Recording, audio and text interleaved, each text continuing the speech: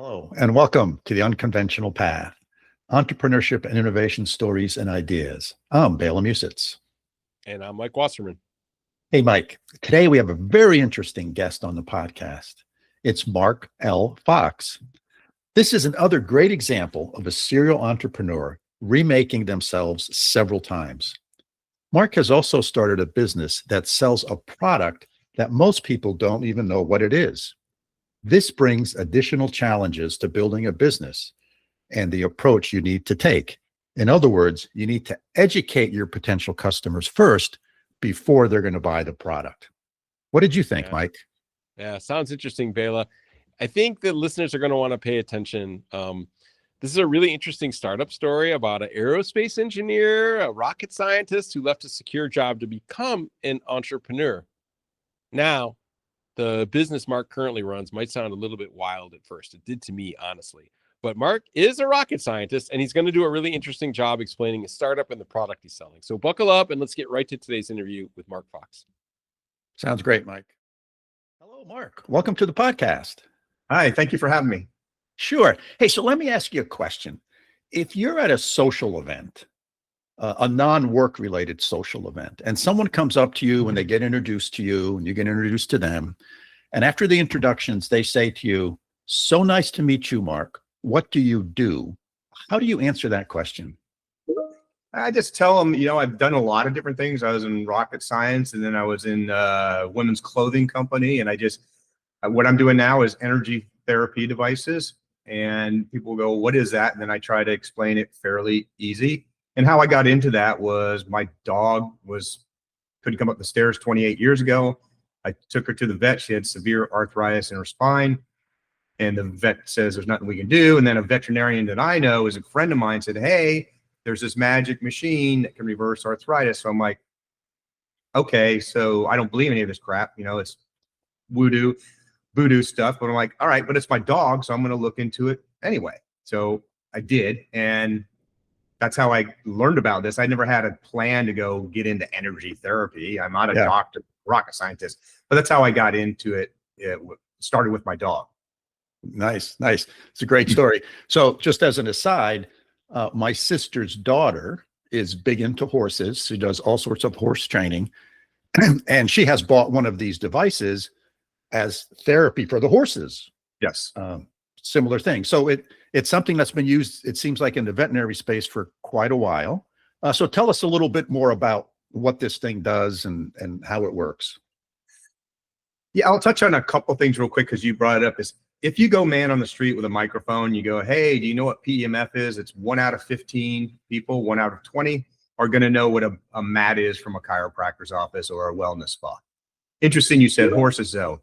In the horse world, 100% of the people know what it is.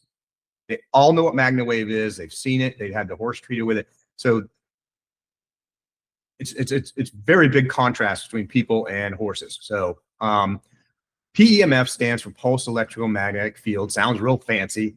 It's not. It's what it sounds like. It's a pulse magnetic field, and it's actually the Earth's heartbeat. So you could open an app on your phone and see it right now. It's 7.83 hertz. It's the heartbeat of the Earth. It's actually comes from lightning bolts echoing off the ionosphere. Okay, so what I like to explain this way is you take it to a higher level is nothing in the world happens without an energy exchange. So you don't fall down, you don't cook food, you don't fall down and hurt yourself, you don't drive your car, you don't digest food, you don't cook food, you don't break a finger. Everything's an energy exchange. And so energy can be transferred in the body a number of ways. One is with electrical current, and most people are familiar with a TENS unit. You put some pads on you, you run some electricity through it. PEMF is a magnetic version of it, right, of energy transfer. Then you have light, sound, and vibration. Now, everyone listening on this call has been sunburned. That's an energy transfer. The sun, light, transferred energy to you. So the reason I chose PEMF is it's just the most convenient way to transfer the energy because you're not stationary, you're not laying on a mat, you're not having wires connected to you. You put it in your pocket, your bra, wear it with a lanyard around your neck, and you forget about it, go about your day, you travel, you drive your car, you go on an airplane, and you forget you even have it in your pocket. So that's why I picked PEMF, because it allows you to have therapy on the go. But that's what it is. It's an energy exchange. Now, what everyone in the community will agree is these two things. And then once you go past that, you start to get into, okay, trying to prove it, blah, blah, blah. Number one is your cells in your body have an electrical charge like a car battery. And when that charge gets low, the cells don't work as well and you get sick. So you got to have a good voltage on the cell to get nutrients into the cell and waste out. It's been proven to recharge your cell's batteries multiple times. ATP, which is the number one fuel that your cells use for food, this technology increases ATP up to 500%. And that's been proven in multiple studies. So those two things, I'm recharging cells' batteries, I'm increasing the food supply for the cells so the body can do what it does best, which is heal itself. That's it at the highest level. There's a million rabbit holes we can go down besides that, but we won't unless we need to. And because they're harder and harder to prove of what it's actually doing.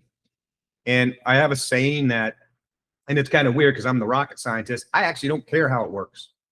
I want relief before reason, because we could go down this rabbit hole, because I get in arguments with doctors all the time about mechanism of action. Explain it to me exactly. I'm like, you don't know how aspirin works. And if you think you do, you're lying to yourself, because it's never, ever been proven. You have a theory, but you've never proven how aspirin works, or any drug for that matter. So it's relief before reason. I really don't care too much about the technical part. Then when you get in an argument about placebos, yes, there's got to be some placebo effect. But you know what? When somebody's suicidal and they run these protocols and now they're not, or they're going to get a divorce and now they're not, or the kids don't want to hang out with them, now they do. I don't care if it is a placebo, because it worked. Right. So let me understand a little bit about what are the different applications for a device like this. I mean, you talked about some mental health issues. You've also talked about some physical things as well. Can you explain that a little bit? Yeah, and there's a lot of protocols on there, and there's 60 protocols on the Vibe. And the more common ones are going to be anxiety, number one, because anxiety is the most common ailment in people and pets across the world. In every country, that is the number one issue, anxiety. Then, of course, pain in general, neck pain, back pain, those type of things, arthritis.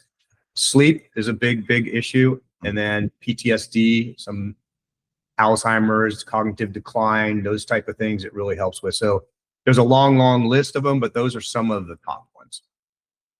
Got it. So if I had to summarize, so this is sort of a general wellness device. Is that one way to characterize it? Yeah, it's a FDA general wellness device, but it has very specific protocols. So we get asked all the time, what frequencies does it run at? Because many devices out there just have a sine wave and they do a sweep of 4 to 12 hertz or something. This one has very, very specific. It's actually 2 frequencies at the same time. And if you picture it, it's like frequency A roughly. Frequency A is where is it, and B is what's wrong with it. But if you picture a chord on a guitar, and the reason this analogy is more than an analogy is this is actually an MP3 player. All the protocols I wrote on a music synthesizer. So there's songs. It just doesn't have a speaker. So it's a device that your body can hear, but your ears can't. So if you picture a chord on a guitar, right, a 2-string chord, the protocols are songs. And so the analogy I use is the Bee Gees put out 150 songs before they ever had a hit. So it's picture a pickup band in a garage trying to make it work, right? They're trying to come up with something that works. That's where these protocols came from. Literally was 8,000 practitioners in 35 years. A garage band, you try stuff, this works, that doesn't work, you throw it out. So we have a lot of core protocols that have a lot of pedigree to them. Some of them are more new that I've had to create out of need. For example, Lyme disease. I got asked 200 times, what do you have for Lyme? I'm like, nothing. Would ask me that. Then I got suckered into a Facebook Lyme group. And you look at these people's faces who have been dealing with this for 20 years. You go, okay. So then you dive into it and you start using just some of the fundamentals of how to take the protocols and the techniques and stuff and use your brain to say, how can I bridge this one, or do some research, as I know, like I learned 1 to 4 hertz will kill it, but you got to be careful because it causes Hertzheimer reaction, I think is the right term, where the bacteria, the Lyme little bacteria is a mean little bastard, and it's going to spit poison when it gets killed. And so our first study was 100% success rate because every single person got sick and they quit using it.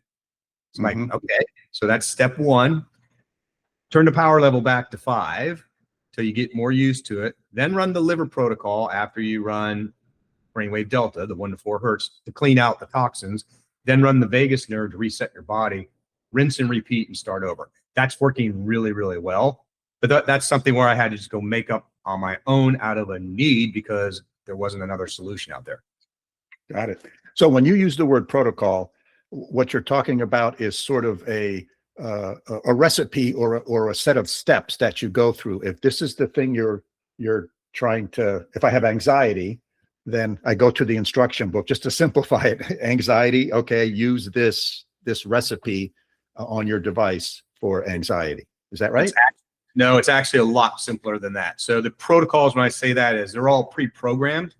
Okay. You just automatically go to the one you want and hit play, and the protocol is in there. Okay. Right. When I get to Lyme disease, I just described, that's a combination of 3 protocols to make another protocol. Right. Understand. So most of them are very simple, alphabetically pre-programmed into the device. Yeah. For the user, it's very simple. Yeah. Great. Yeah. Very good. So here you spent part of your career in the military, part of your career at NASA, some pretty senior leadership positions, big, huge organizations, huge bureaucratic organizations. And now you're engaged in running a small business.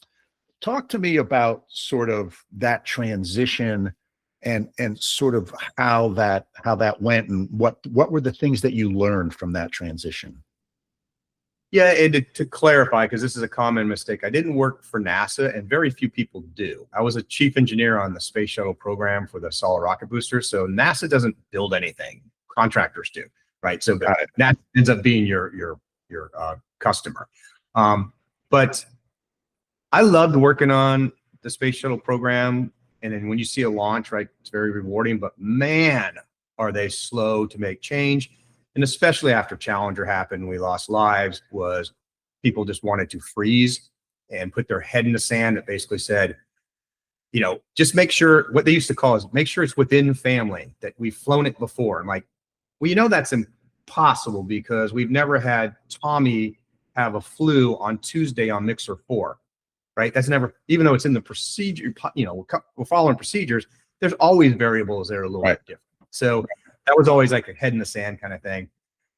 The weird part of how, it's going to sound weird why I left aerospace, was I got offered a big promotion and I realized, and I could see it, right? If I take this promotion, that's all I'll ever do in my life. You get sucked into it and you become a prostitute. They're paying you too much, right? You can't go anywhere else. So I just decided to try something else. I went actually to build an airplane parts, which ended up being working for supplying parts to Boeing, was almost as bureaucratic as NASA. So then I moved to iOmega with zip drives and the internet and new things like that, and call centers, which I knew nothing about at the time. And then I just got into, when I saw this technology, I know about this technology for 28 years, and I didn't go spend a bunch of time on it. I started like 10 or my wife goes, how many companies you start in the last 10 years? I'm like, I don't know. She goes, well, go count them. So I'm like, it was 12. Right. So the problem is, her nickname is Lucy Van Pelt from the Peanuts, because everything should cost a nickel. And if I spent $100 on advertising and it didn't pay for itself, she said, quit, you're going broke. Right. So some of the, for your entrepreneurs trying to learn something, is everyone's kind of heard this version of what problem you're trying to solve, what's your solution, and why is your answer better than anyone else's, right? Those old types. Yes. And I'm a part of the Wizard Academy in Austin, Texas. Sounds a little weird, but it's the coolest entrepreneurial nonprofit in the world. You learn 2 to 3 day classes how to do cool stuff faster, okay, in communications and marketing. We used to ask those 3 questions when somebody come in. You know, we ask now the first question: what is your markup? If it's not 10x, quit. Just quit now, because you can't afford the Zuckerberg model, right? So it's sad, but you have to have at least a 10x markup to start a company in the Facebook, Google, pay-per-click world, right? It's just, it sucks, but that's the reality of how much it costs. I've been doing this 4 years now, selling the Vibe, and it's every day that I have to worry about turning knobs and trying not to go broke with Zuckerberg taking all my money. So that is, that is a huge, huge challenge. And we're doing Sirius XM radio now. We're doing Peacock TV commercials, but all of them are like, it's stressful. Now, the cool part is this is the funnest job I've ever had in my life by far. It used to be me in the fish tank a year and a half ago. Now I got about a dozen people. I have 12 women in pajamas around the country doing customer service stuff in envelopes and helping, right? And I told all of them, I go, this is going to be the most satisfying job you've ever done, but this is not Housewives of Orange County. This is not a reality show. These are people with long-term mental, physical pain or both. Some have been tortured, right? Divorce, crappy husbands, crappy boyfriends, miscarriages, deaths in the family, cancer, all those things. So you have tons of people that are real people. And that, we get 400 emails a day now, probably 100 phone calls, and they're all a real person, right? That is desperate to try this technology. And we can't give medical advice, right? So even though they want us to. So we got to be very careful about that fine line. So it is definitely a bittersweet thing every day when you wake up, is to say, yay, there's something. I'm reading one right now. This guy didn't like this device at all, and the lady made him wear it at home, and he called up and said, I've never felt this good in my life. Excellent. Right? That kind of thing. This person right here, the next email is like, I slipped, fell, broke my wrist, and I ran the wound repair for 2 days, and it doesn't hurt at all. And the doctor's like going, that's impossible, right? So those things are super satisfying of every day, but and then you got the mean, evil Facebook haters, right? That you got to go deal with. It's like, or do not deal with them and just shut them down. But it is definitely a interesting. This is part of my cognitive impairment. Is my friends and I, dude, you're going the wrong way. You're 64. I thought you were going to retire. I'm like, I probably will never retire, because it makes me think I woke up at 3 this morning on, here's 2 new things we need to go do today, blah, blah, blah. Yes. So Yeah. that part's exciting to me. Yeah. Sounds like you're a real entrepreneur for sure. I have those tendencies. So one of the interesting things about a product like this is that many people don't know about it. So it's not like you invented a better light bulb. People know what a light bulb is. So, okay, this one's better. I can read about why it's better and I'll buy it, or I won't. But this is like, well, wait a minute. What is this? How does it work? What does it do? So how do you sort of attack a market like that from a small business perspective, right? You can't afford $100 million advertising campaign to sort of educate people and introduce the product. How do you sort of approach that from your perspective? I don't have the answer yet, right? It's a learning curve for sure, because I'm spending a ridiculous amount of money on Facebook, Google ads and stuff. And like I said, it's a fine line of, every month, am I going to make money or lose money this month? And so trying to figure that. And Roy Williams at the Wizard Academy, he's the highest paid ad writer in the world. He's one of the smartest guys I've ever met. I've learned more from him than any person in my life around business and personal stuff too, but certainly business. I said, dude, if you were me, what would you do? He goes, I would do 2 things, Mark. And I already told you and you didn't listen the first time. I would make compelling content and find joint ventures. That's it. He goes, I wouldn't even run Facebook, Google ads, or any of that stuff, because that is where the power's at. And I'm trying to go more and more that way, right? I have a naturopathic doctor on my staff now. I have a veterinarian that we just brought on. I'm trying to get more credibility with doctors and doing studies and those type of things. But an example at the Wizard Academy is, it's funny because we're all sitting around. These guys drink whiskey. I don't. I drink beer and wine. But they're like, we're sitting around and somebody goes, hey, there's wine sommeliers. Is there such a thing as a whiskey sommelier? And we all Google it on our phones. There wasn't.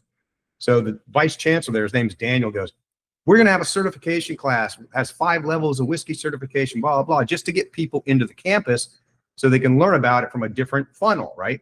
And I'm like, well, what's level 5 going to be? He goes, I don't know what level 1 is. But we just started it and it sells out every single time.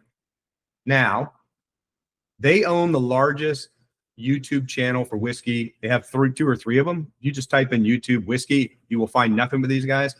And they're killing it, right? And they've never ran an ad in their life. So they're Yes. creating compelling content that's humor, right? So the formula is always like, what's the big idea with your ad? What's the nuts and bolts? How do you deliver it with entertainment and provide hope? And this is a real challenge for me to deliver entertainment when it's anxiety and ailments.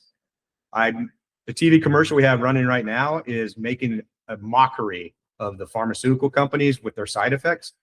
But I think I'm so far out there with this commercial, it's not working, right? It's funny, but people are not making that connection yet. So that's a live and learn entrepreneurial thing. I'm tied into 90 days of ad runs that I've been doing for 3 weeks, and I can't turn them off because I got a commitment, right?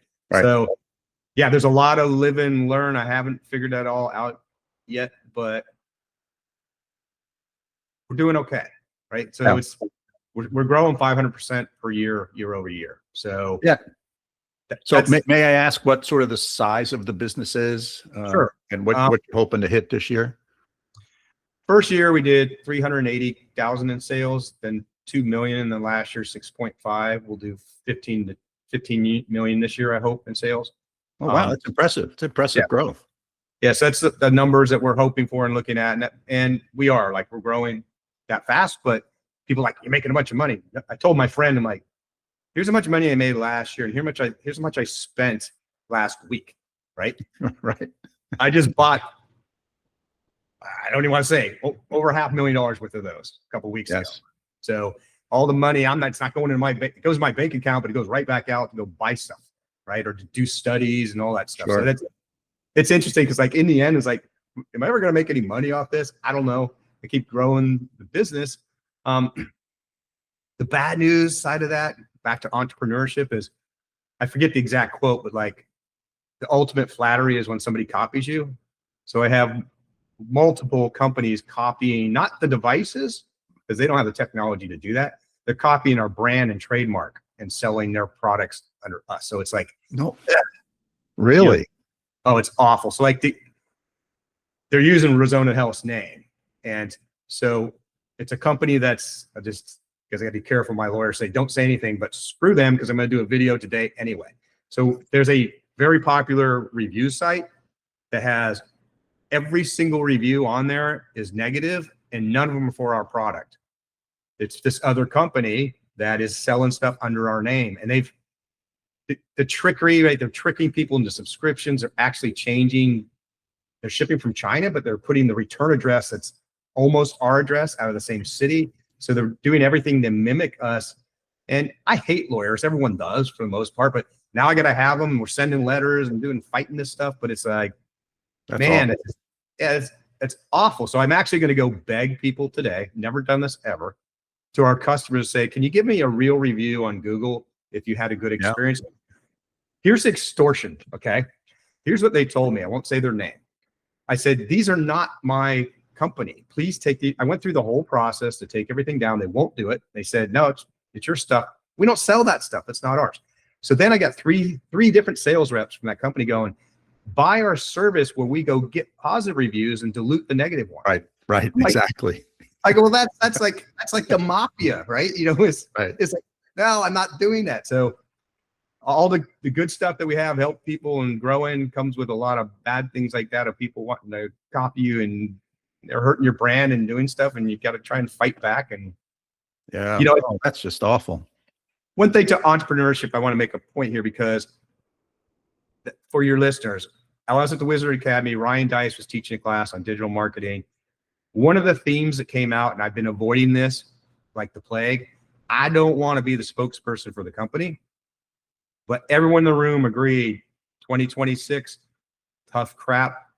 You have to be the spokesperson. You have to be on social media. You have to be authentic, vulnerable, and just put your stuff out there. It's like my wife yesterday goes, don't you ever shoot a video again without a collar on your shirt. I'm like, screw it. I don't have any pants on, right? I'm just shooting a video here talking about the latest thing that we're doing. So that's one thing that everyone is showing is working. And I've hired some of the most beautiful women in the world to be my spokeswomen.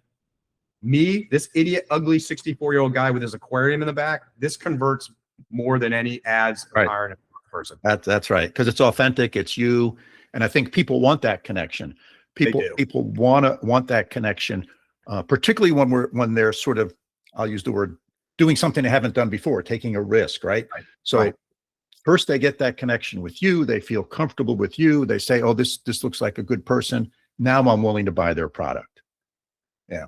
So just one comment about sort of the other companies using your name and, intellectual property, or whether they're not using intellectual property or not. The point I want to make is that a lot of companies say, well, I've patented my device, so I'm all set. The challenge is there is no patent police and there is no copyright police. There is no trademark police. You have to go hire a lawyer. And you have to basically be the police and then hire the lawyers who can then go take care of those things. And those are very expensive things for sure. So, that's a real challenge for a lot of small businesses, particularly in this world where everyone has a microphone, everyone has a camera, and they can exploit what you're doing at your expense. So I hope that all works out for the better of you. And I also think that these large companies that host these people that are doing that should have a firmer response to that, right? As you said, hey, look, I proved that's not us. Take it down. Well, for example, I mean, my whole team, we had this conversation. It's like, so I went and bought their stuff to see how it works. And what they're doing is you buy a single bottle and they automatically sign you up for a subscription, right? And they have no customer service, so you can't turn it off. The hard part is these customers are calling their bank and the bank is Googling the name and then they're giving them our phone number, right? Yes. So I'm getting better business, all that kind of stuff. So one comment on patents, and it's going to be opposite of what you think I'm going to say, or most people. Patents are, in the most part, are worthless unless you can protect them. I have said that 1,000 times. The only reason I have 4 patent pendings is for intellectual property. If I ever have an investor want to sell it, it makes it sound good. Yes. Now, what is valuable specifically with my devices and infinitely more affordable is copyright. So because mine are all MP3 songs, as I said, I have every protocol copyrighted. And that is the hardest thing for somebody could take this apart and an engineer could look at the board and figure out how to. Right. Nowadays, you can take a picture of it and go, hey, Manish, ChatGPT, draw this thing for me and give me the drawings, right? The Gerber files and stuff.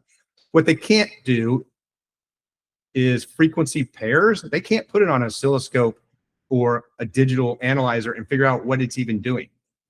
I know because I tried to do that because I was trying to prove it to myself that it was putting the right stuff out before I sold them.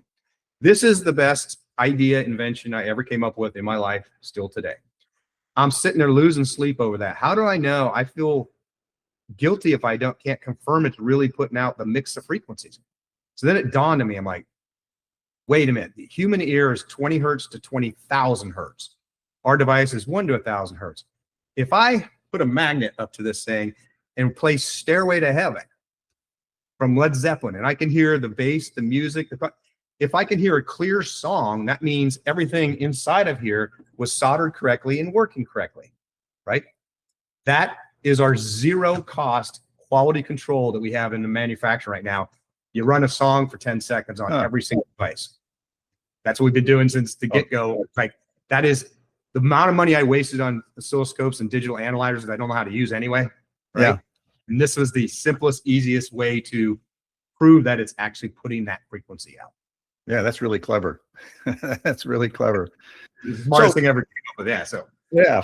So if someone's thinking about starting a business, and let's say they have a product idea, and again, it's not a product, it's not a new light bulb. It's something that people don't know what it is, that they need to have to educate their customer before the customer's going to make a purchase.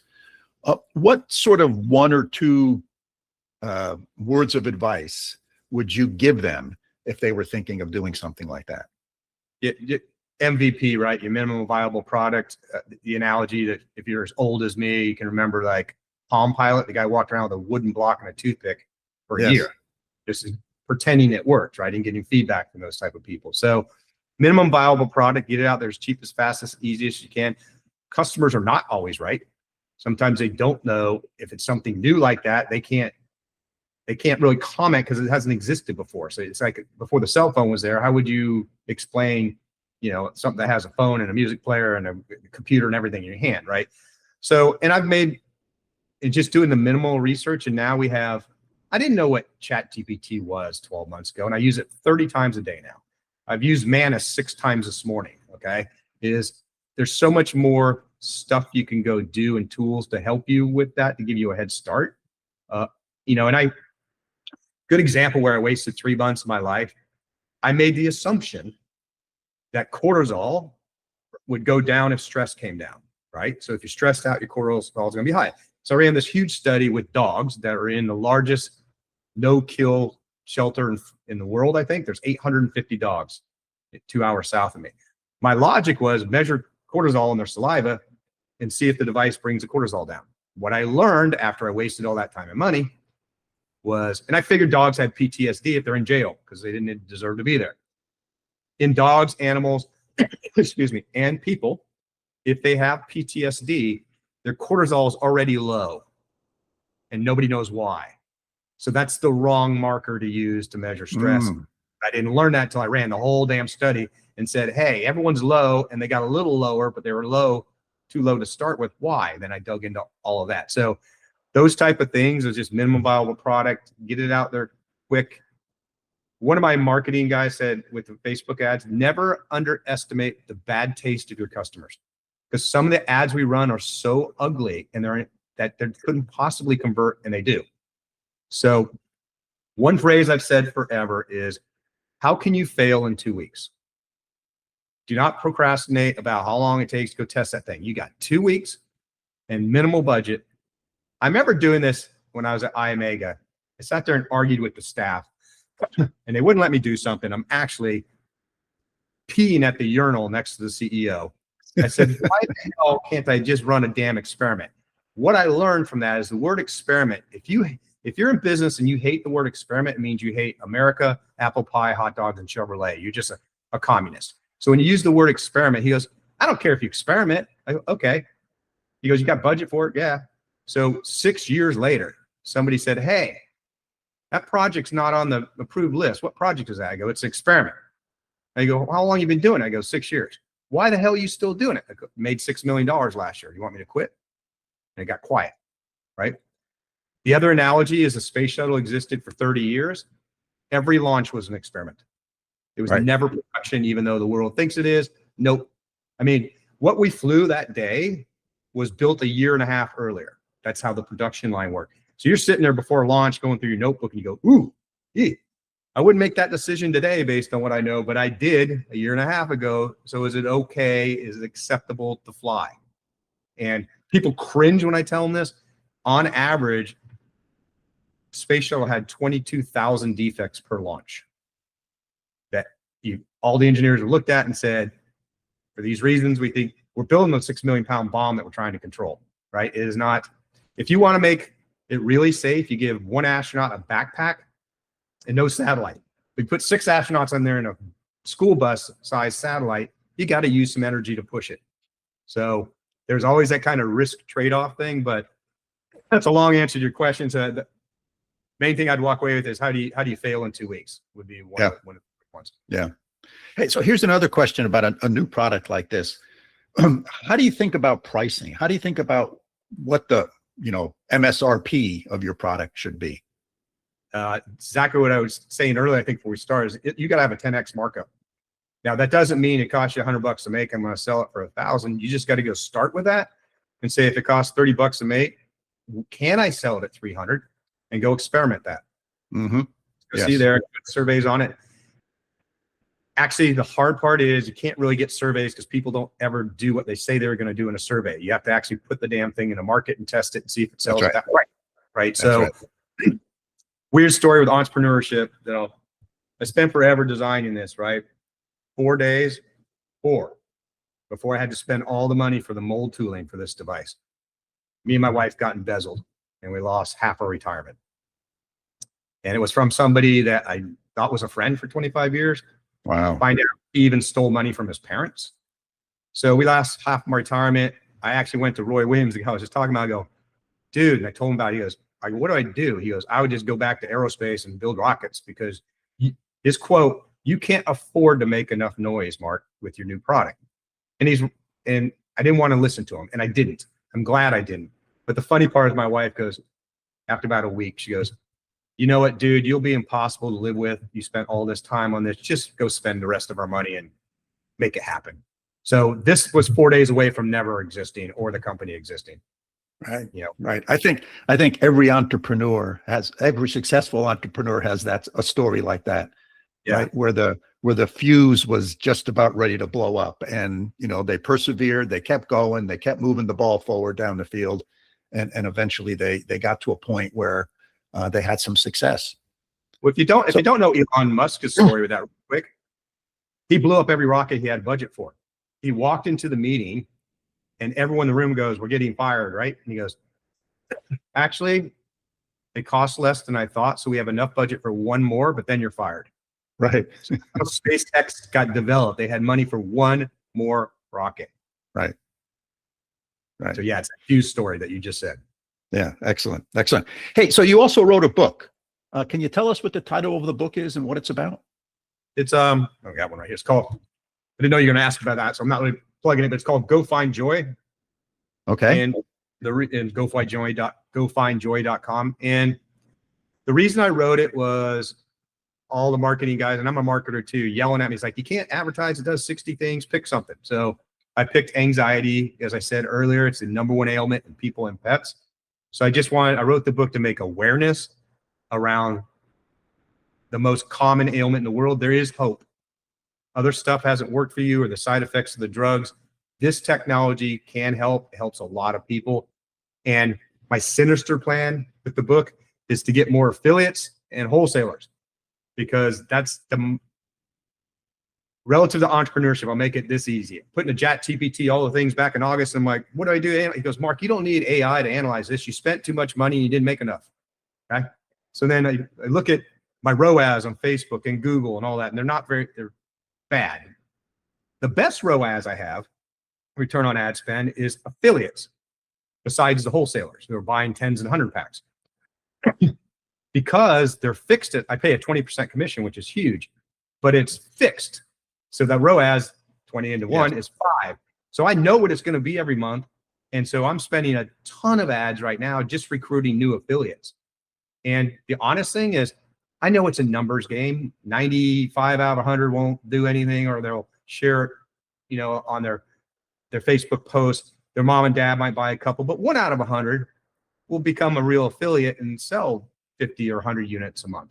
So I'm playing that numbers game. And even if the 95 don't do anything, at least they shared my message. So I'm making it super easy with our ads and content to share it. So as of November last year, and it's February 18th, I'm growing really fast. We were getting 2-3 affiliates a week. New ones were getting 20 to 30 a day. Wholesalers, the same thing. You used to get 1 a month. Now I now get two a day. Wholesalers are awesome because they get to make 65% margin, and I didn't have to go pay Zuckerberg to get them because they're already in the funnel, right? Mm-hmm. So some super simple stuff that ain't rocket science like that is, hey, dumbass, the affiliates are your best margin. Go nurture those people. And so that's what we're doing right now. So it's constant learning curve. That brings up an interesting question for entrepreneurs when they think about, okay, I have my new product. Now, how do I get it to customers? How do I make customers aware of it, right? So there's I have a website, I buy Facebook ads, I buy Google AdWords, et cetera, and you're sort of doing it yourself. The other way is this notion of distributors or affiliates, et cetera. So how did you approach that, and how has your view on that evolved over time?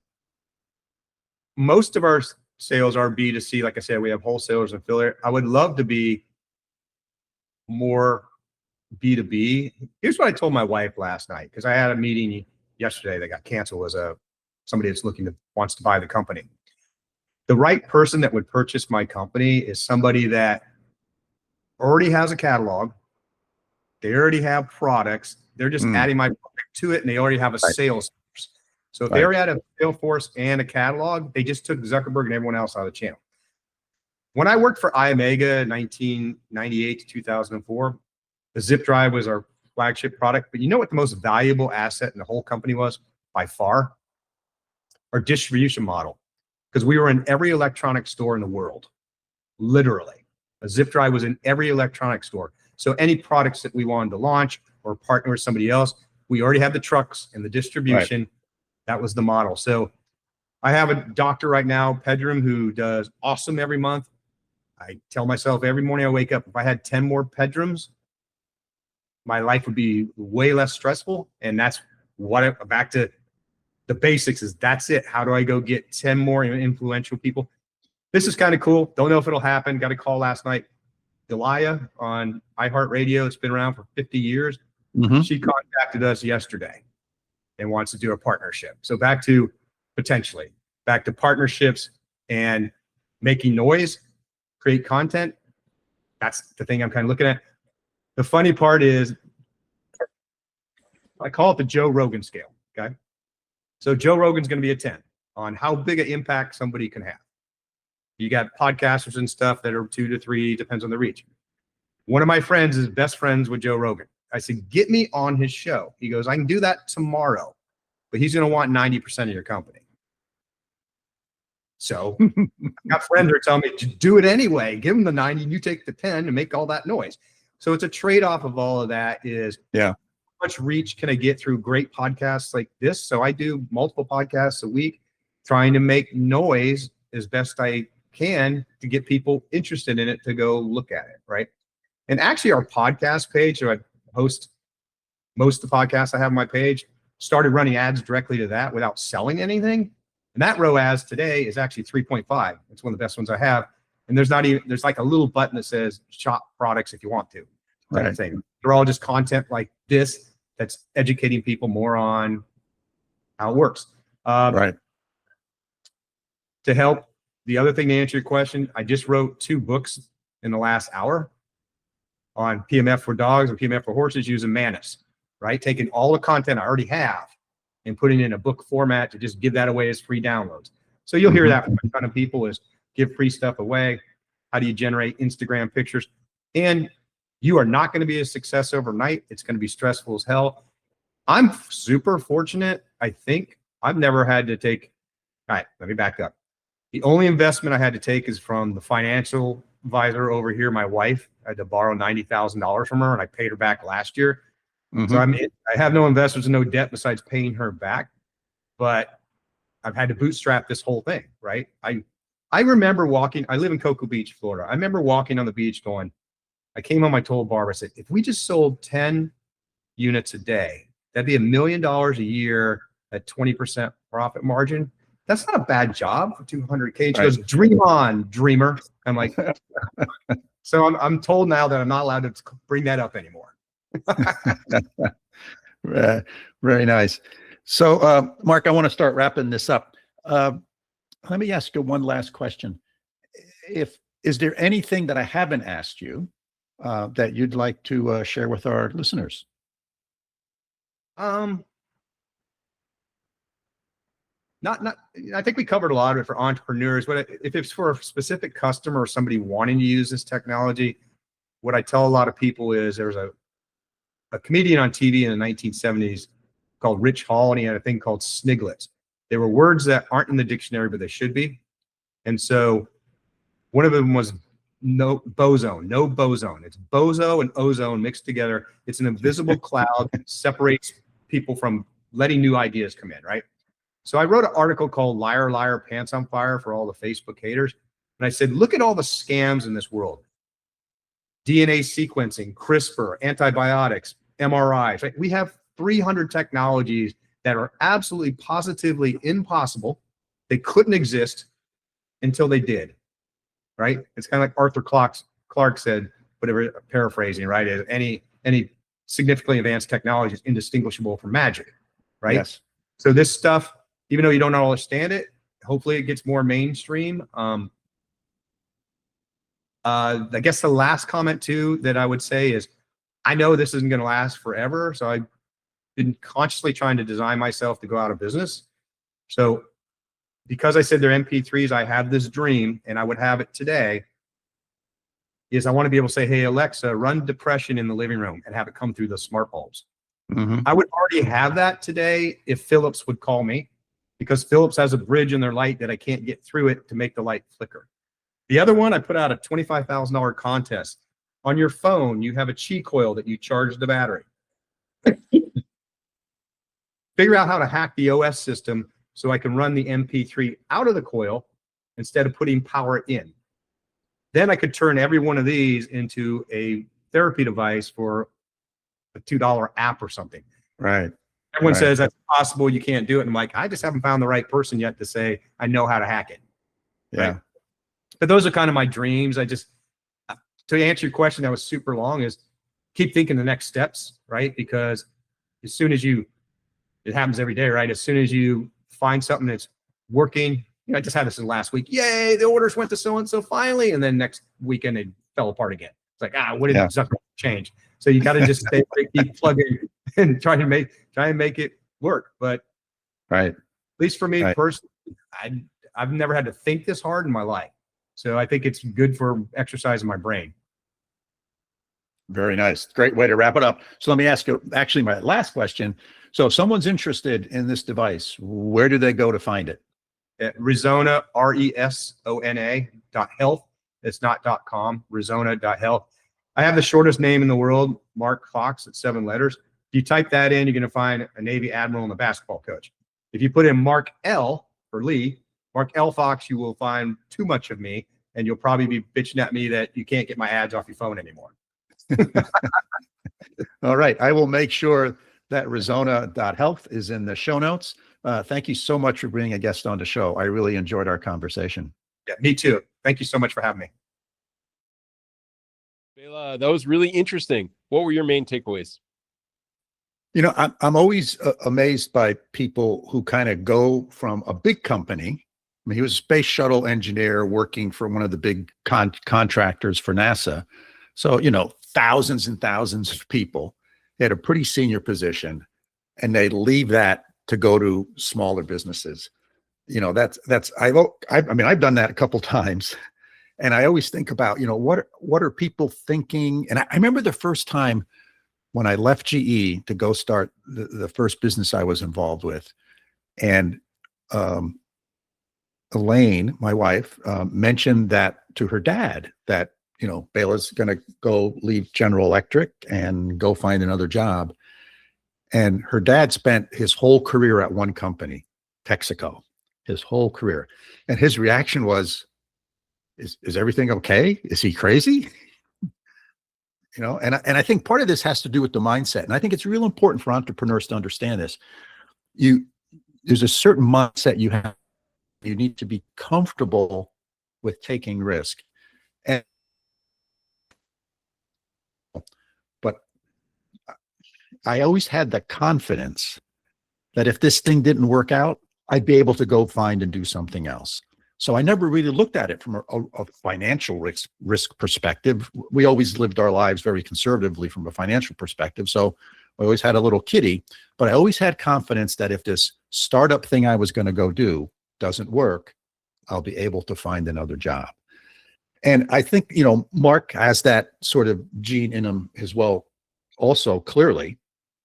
So I thought that was kind of neat. The other interesting thing I thought is he's starting a business that sort of has this product that he's not like he came out with a new tire for cars and everybody knows what a car tire is. And, you just rant and rave about how yours is better than everyone else's, or it's lower price or something. But this is like, well, wait a minute. What is it? What does it do? How does it help me? So I think that's always a challenge, to do that education. And then the other thing about this product is, how do you establish credibility that this product actually works and it does what you claim it does? So I think that's another big challenge. And, how do you attack that? Do you go to known experts in the field and you sort of, you get them to endorse it, or talk about it, or do you get news articles written about your business? Because if it's in the New York Times, an article in the New York Times about your business, well, or the product, well, it must be good. That puts a certain stamp of approval on it. Other path is, do you get celebrities to endorse it, right? There's a lot of successful companies that have gotten celebrities to endorse things. You get customer testimonials. So you got to figure out what your strategy here is on both of these fronts. How am I going to educate my potential customers? And then how am I going to establish credibility for my products? So those were the big takeaways for me, Mike. What about you? Yeah, Bela, I'm always skeptical of products like this, right? I mean, trained as a social scientist, whatever, right? But I really appreciated Mark's approach to this. That's we may not be able to understand everything about this product at a deep level. He was very honest about that. But let's start with results, and he's confident in his results, and then we can work our way backwards from there. So I really liked how he was open about this. And this, I think, was reflected in his approach to kind of doing the videos and the advertising, because he's kind of got this this way about him that is open and honest. So I think this was cool. I liked his approach about reaching his target audience. I think that was really smart.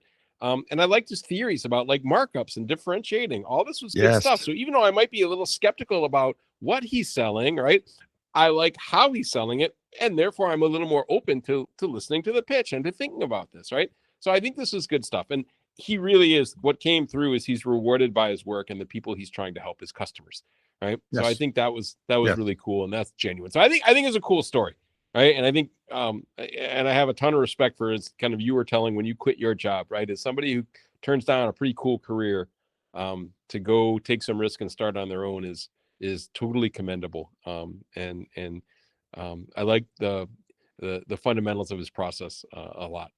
Any final thoughts on your side? Yeah, I had one more thought, Mike. And that is, here's a product that has many, many different applications. And I can remember listening to pitches when I was in the VC business from companies who come in and say, oh, I got this great product and it could do these 20 different things. And it's just sort of confusing. It's like, wait, too much stuff. Pick one and do it really, really well.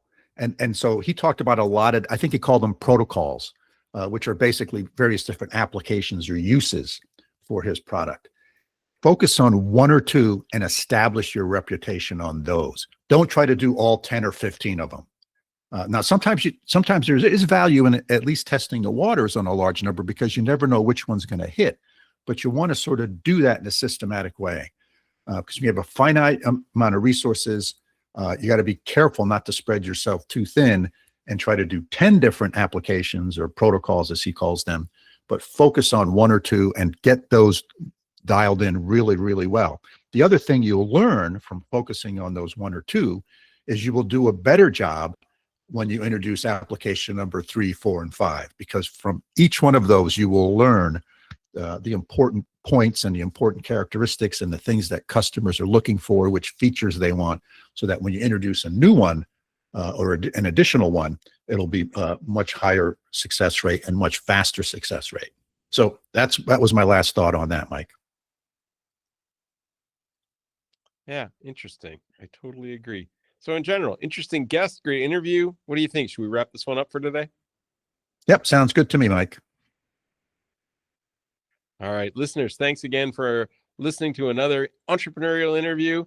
And we hope that you found the episode interesting and thought-provoking as we did. As always, if you have questions about what we've discussed today, please feel free to get in touch with us. Our email is bela.and.mike@gmail.com. Hey, and finally, if you enjoy the podcast, hit that like button on your favorite podcasting app. You can also find the podcast on YouTube these days. And if you know of someone that would be a good guest, hey, reach out to us and let us know. And we'll check them out and invite them on the show.